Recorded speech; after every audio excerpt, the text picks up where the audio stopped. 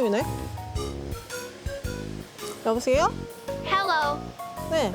Can you go to the event celebrating the 65th anniversary of the National Medical Center? 국립중앙의료원 65주년 기념식이요? Yes. 어디서 초대해 주신 거예요? The Embassy of Denmark in Seoul. 저 덴마크 대사관이랑 국립중앙의료원이랑 무슨 관련이 있어요? What does the National Medical Center have to do with Denmark? Let me tell you now. The National Medical Center is Korea's representative public healthcare organization. The center opened after UN Korea Reconstruction Agency and countries that provided medical support for Korea during the Korean War, such as Denmark, Norway, and Sweden joined forces with the Korean government.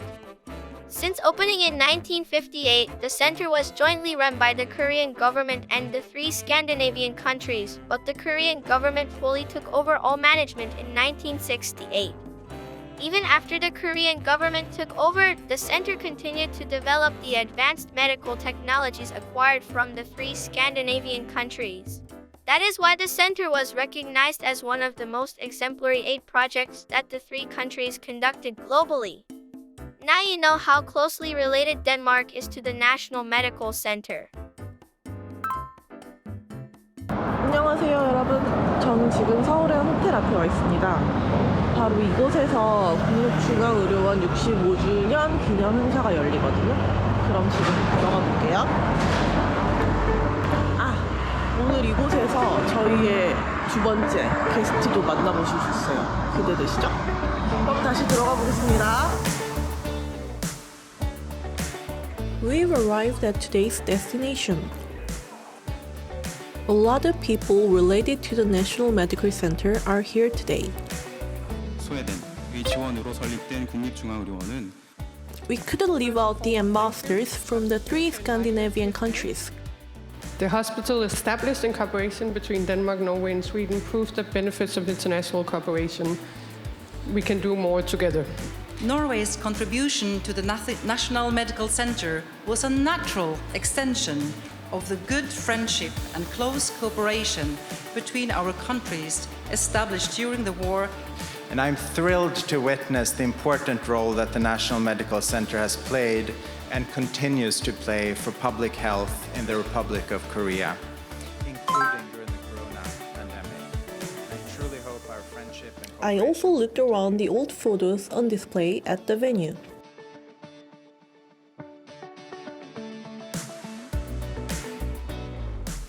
이 속담이 되게 쓰이지 않는 지혜는 따뜻하지 않은 불과 같다.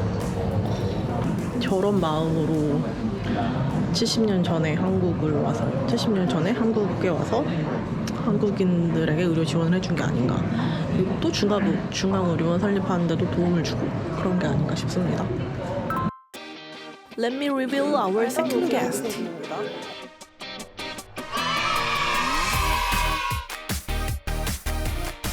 Thank you for inviting us to this wonderful event. Yeah, thank you very much for coming. It's a very meaningful event for us and for the Danish society. Yeah, yes. We said goodbye after promising to meet again for the interview. 안녕하세요. 저 오늘 패션이 어떻습니까? 이거 굉장히 얌전한 옷이에요. 어디 공연 가세요? 굉장히 저희가 이제 개편을 하고 출연자 섭외풀을 확장했잖아요. 그래서 오늘은 대사님이 아니라 보건참사관님을 만납니다. 덴마크 보건참사관님. 근데 이 보건참사관이라는 직책이 모든 대사관에 있는 게 아니에요. 좀 특별해요. 덴마크에만 있는 거고 굉장히 특별한 직책인 거죠. 아셨죠, 감독님? 네. 근데 우리 오늘 어디에 갈 거냐면요. 인터뷰를 그래서 어디서 하냐. 제가 이제 보여드릴게요. 어디서 할 건지. 바로 이곳입니다. I picked a place thinking about today's topic. 기념비인데요. 이 병원은 대한민국과 국제연합 한국재건단 및 스칸디나비아 3개국의 공동사업으로 건설되다.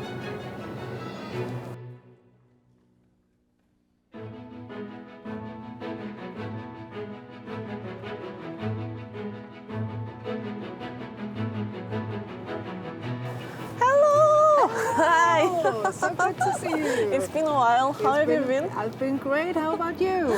Yeah, I've been great too. Shall we have a sit here? Yes, let's do. Okay. Oh. Here is today's topic.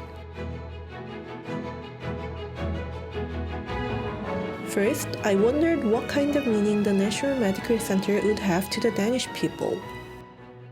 This is indeed a very special place to Denmark, but it not only a historic site, but also a testament to the Korean and Danish relations that we've had through many years. It is the actual place where the doctors and nurses from the Jutlandia ship actually stayed and worked while they were in Korea.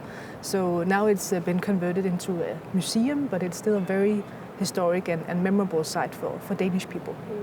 So during the Korean War, Denmark provided medical support to South Korea. So why did Denmark actively provide medical support during the Korean War? Well, right after the World War II, the Korean War almost started at the same time. So with that in mind, it was very meaningful for the Danish government to assist Korea in their efforts to regain freedom. So Denmark is and was a part of the United Nations, and the United Nations chose to intervene in the Korean War at that time. And from Danish side, we chose to send medical aid to help and treat the soldiers in Korea. When the Jutlandia ship then was sent off from Copenhagen and it landed in Busan, they saw that there was a huge need for also treating the civilians. So it actually developed into treating both soldiers and civilians. Korea and Denmark's medical and health cooperation goes back over 70 years. In June 1950, when war broke out on the Korean peninsula, Denmark was the first among UN members to express a desire to provide medical support. In January 1951, it dispatched the Jutlandia, a medical ship equipped with 4 operation rooms and 356 beds. The Jutlandia was dispatched to Korea 3 times for a total of 999 days until returning to Denmark on October 16, 1953, after the war ended. During that time, it not only treated nearly 5,000 soldiers, but also tens of thousands of Korean civilians.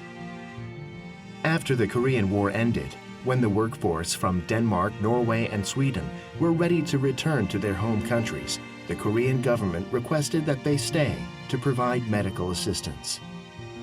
And so, in March 1956, the government of South Korea, the UNKRA, and the 3 countries of Denmark, Norway, and Sweden signed an agreement to establish a national medical center in Seoul. In November 1958, the National Medical Center, equipped with 320 wards, began operations. At the time of opening, the hospital had some of the finest equipment in Asia, with modern facilities that provided comfort and hope to the people scarred by war. I had the very big pleasure to meet one of the veterans who was actually treated at the Jutlandia ship. There's not a lot of them left because it's 70 years ago, but I met Mr. Kim last year when we had the Danish Minister of Health here in Korea, and it was a great honor to hear his story and see the gratitude he had towards Denmark and the Danish nurses who saved him on the Jutlandia ship.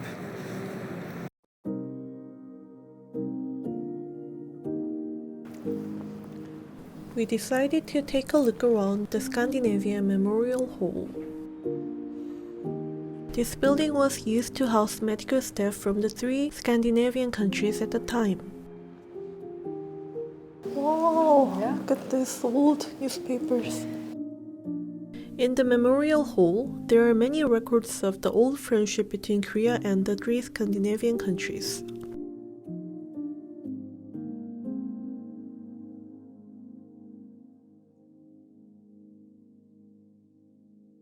So after the Jutlandia ship went back to Denmark, a lot of the nurses and doctors decided to stay and help to rebuild the Korean healthcare system.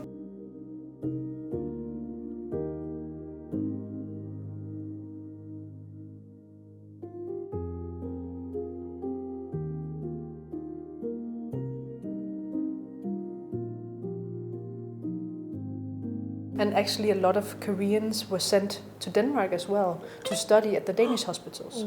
So many of them have been in Copenhagen.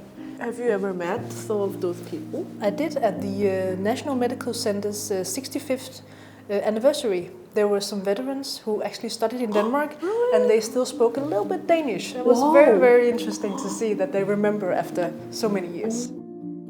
I was shocked to discover that not only were there Danish that remained in Korea, but there were also Koreans who left for Denmark to study abroad. I was so curious how they could have gone all the way to Denmark to study at the time.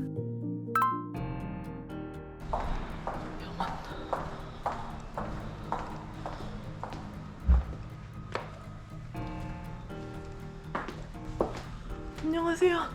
안녕하세요. 안녕하세요. 네. This is Dr. Kim Hwa-suk. 먼저 언제 덴마크에 가셨고 어떤 이유로 가시게 되셨는지. 네. 1982년도 가서 83년도 초까지 있다가 그다음에 독일로 가서 또 체류하고 스터디하다가 이제 돌아왔는데 덴마크에 가게 된 동기는 혈액종양학을 하면서 이제 덴마크에 계시는 닥터 랄손이 한국을 방문하게 되어서 저와 함께 회진을 하게 됐어요. 근데 마침 그분의 아버님이 한국 국립중앙의료원의 최초의 신경과 과장님이셨어요. 한국에 대해서 상당히 관심이 있고 좋아했어요. 그리고 오자 저하고 회진 돌면서 한국의 혈액종양학과 제가 한다 그랬더니 자기가 혈액종양학을 하고 있으니까 나 하는데 와서 같이 하자고. 그래서 저를 초청을 했죠. 우리 한국만 해도 그때는 굉장히 권위적이고 이제 의사라 그러면 탁 앉아서 하는데 덴마크에서 진료를 하는데 그 선생님은 복도로 막 나가더니 환자를 탁 껴안고 오셔가지고 소파에 딱 앉히시더니 자기가 이제 막 진료를 하는 거. 그게 진료예요. 그렇게 진료를 하시는 거예요. 그 내가 쇼크를 먹고 야 내가 한국 돌아가면 정말 내 진료 스타일을 바꿔야 되겠다 하는 그게 가장 인상적이고 스칸디나비안 나라 이 사람들이 우리를 봤을 적에 우리가 너무 비슷하고 이렇게 됐기 때문에 그 사람들도 흐뭇하다고 생각할 수 있을 거예요. 왜냐하면 자기네들이 도와서 그 당시에 그 시스템을 도입을 해가지고 우리가 한국 의료 발전이 이만큼 됐으니까. Like Dr. Kim said, the reason why Korea was able to develop into a medically advanced country is because of the help from countries like the 3 Scandinavian countries. Listening to her, I thought again that it is difficult to live alone and we must help each other.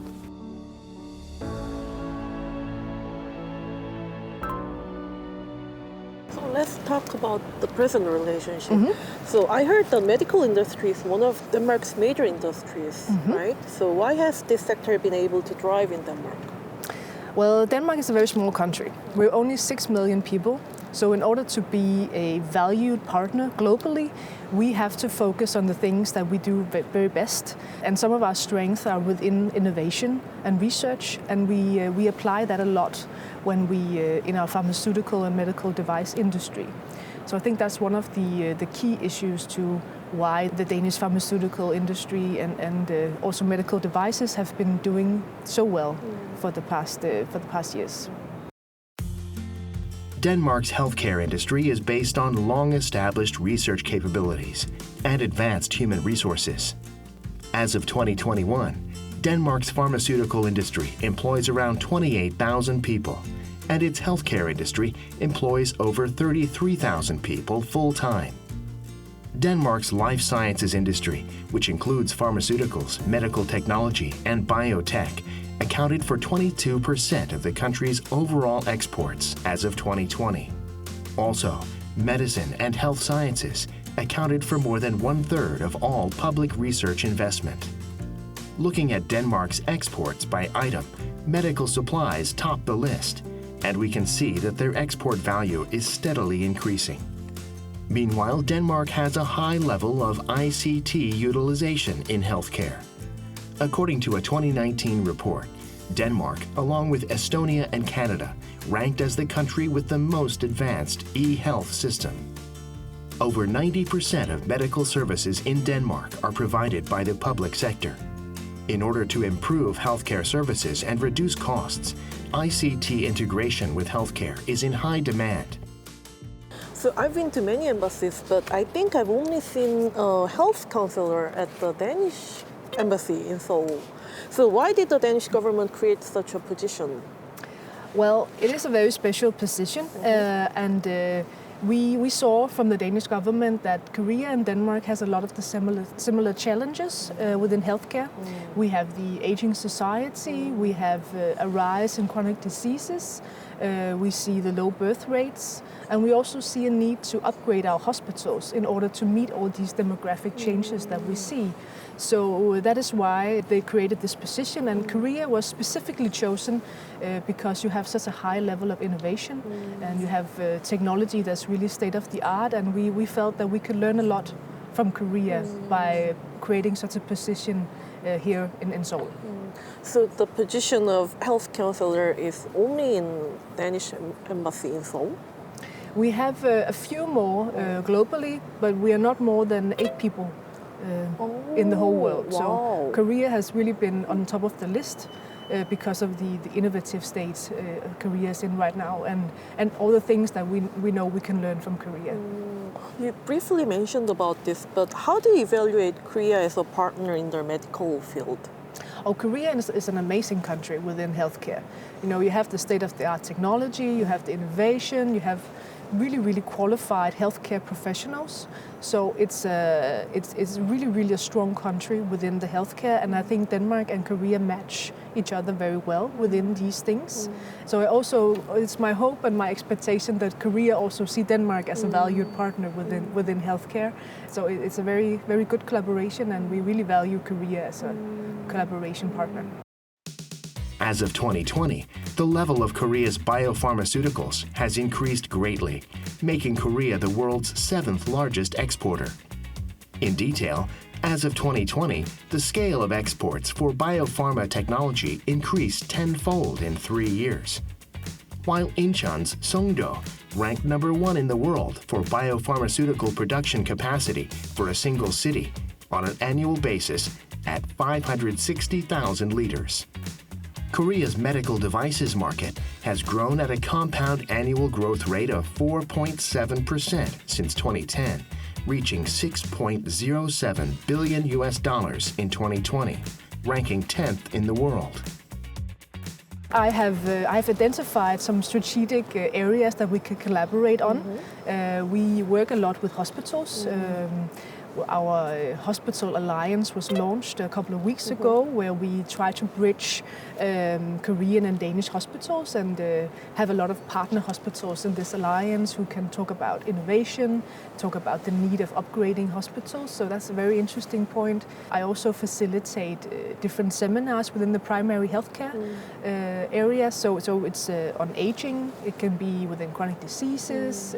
So we have a lot of similar challenges. So it really gives way for a lot of interesting ideas and a lot of collaboration with many very qualified Korean professors and also the Korean government. I wanted to check out how well healthcare cooperation is taking place between Korea and Denmark. So I attended the Denmark-Korea Hospital Alliance launching seminar.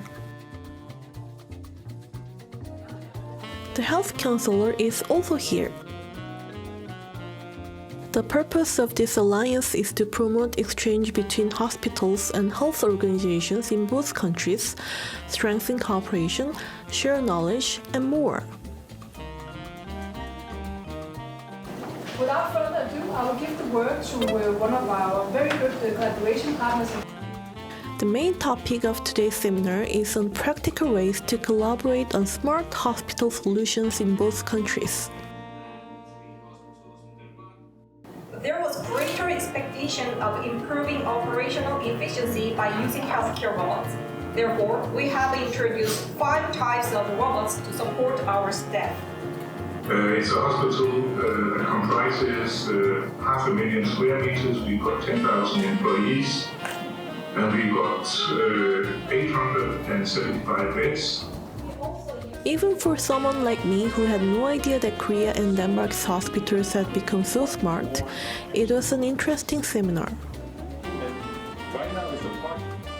What was especially interesting was Denmark's superhospital It sounded like a project to promote smart medical technology, but there were a lot of issues that I didn't understand.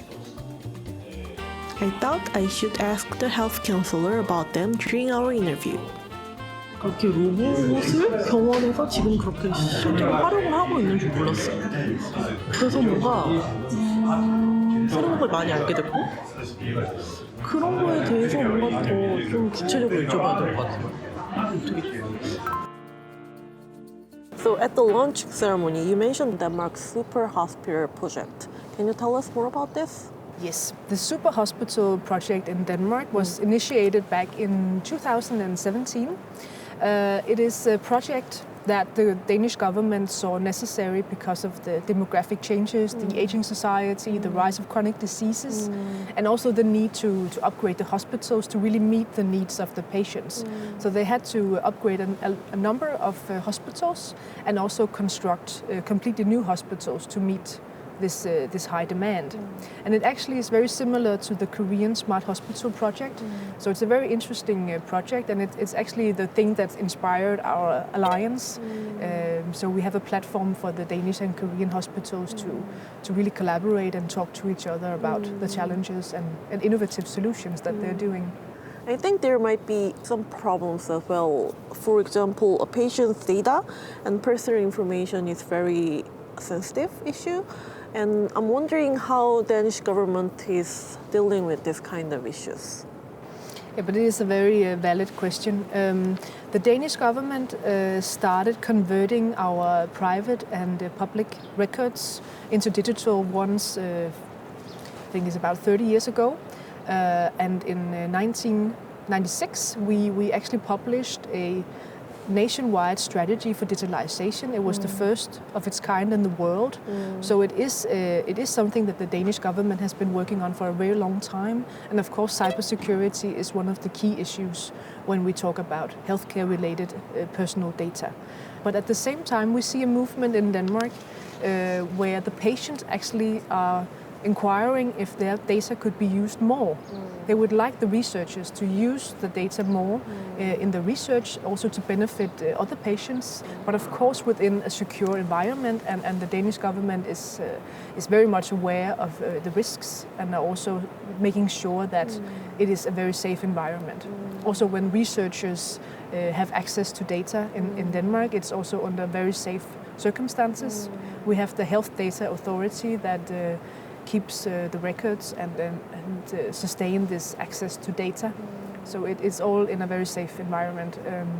And also I think the Danish people in general have a very large amount of trust in the government and the government's ability to keep their data safe, which is also a big part of why the patients are actually very safe and also trusting that the government will use their data for the best purpose. So as of August 2021, Korea's #1 import item from Denmark was pharmaceuticals. So how do you forecast bilateral cooperation in these fields? Yes, I see a lot more cooperation within both pharmaceuticals but also medical devices. The Danish export to Korea is very much carried by some of our larger corporations like Novo Nordisk on obesity and diabetes, and Lundbeck on mental health related issues. But we also have a lot within hearing aids, and actually we see a lot more within biotech as well. And I see more cooperation in the future. Companies like Novo Nordisk is actually planning to invest a lot more in clinical development in Korea. So they're also looking to expand their area of interest within Korea, which is very exciting. And then at the embassy, we also have a project at the moment on biotech, pharmaceutical biotech, where we would like to combine the Danish and Korean efforts within biotech, both within joint ventures and research and also hopefully funding, so we can help them scale up and make new products to benefit patients in both Denmark and Korea. So lastly, what kind of things would you like to achieve in Korea during your tenure? Oh, yeah. Well, the past year has been very busy. We both had a visit from the Minister of Health in Denmark, who came out here, and he signed a memorandum of understanding with the National Health Insurance Institute. So that's a very interesting project, and we look forward to further collaborate on that in 2023. And we are also expecting the Danish Minister of Senior Citizens to come in September. So we're also going to do a bit more on aging. So it's going to be very interesting as well. Here we have the I learned not only about the history of medical cooperation between Korea and Denmark, but also how the two countries are cooperating in this field now. As Korea and Denmark have a long history of friendship, I hope that the two countries will continue to work closely with each other in the future.